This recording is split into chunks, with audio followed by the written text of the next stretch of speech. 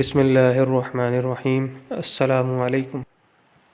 حضرت عمر رضی اللہ عنہ نے اپنے کندھے سے نیند کا غبار جھاڑا اور رعایا کی خبر گیری کے لیے نکل پڑے۔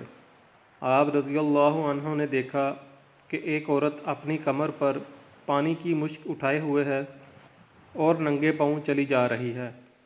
حضرت عمر رضی اللہ عنہ نے اس کے احوال دریافت کیے تو اس نے بتایا کہ وہ ایک عیالدار عورت ہے اور اس کے پاس کوئی خادمہ نہیں ہے، اس لیے وہ اپنے بچوں کو پانی پلانے کے لیے رات کے وقت خود ہی نکلی ہے اور دن کے وقت خوف کی وجہ سے اسے نکلنا پسند نہیں ہے۔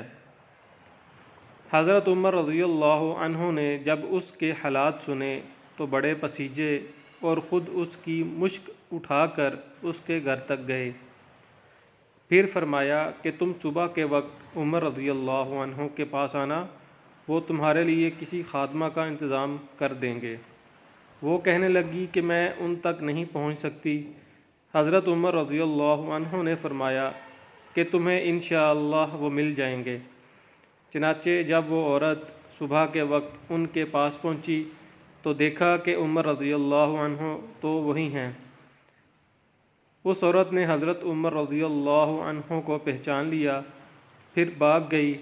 حضرت عمر رضی اللہ عنہ نے اس کے لیے خادمہ اور نفقہ کا حکم دیا اور اس کے چلے جانے کے بعد اس کو بھیج دیا۔ Thank you for watching. Like our video, subscribe our channel and don't forget to click on bell button.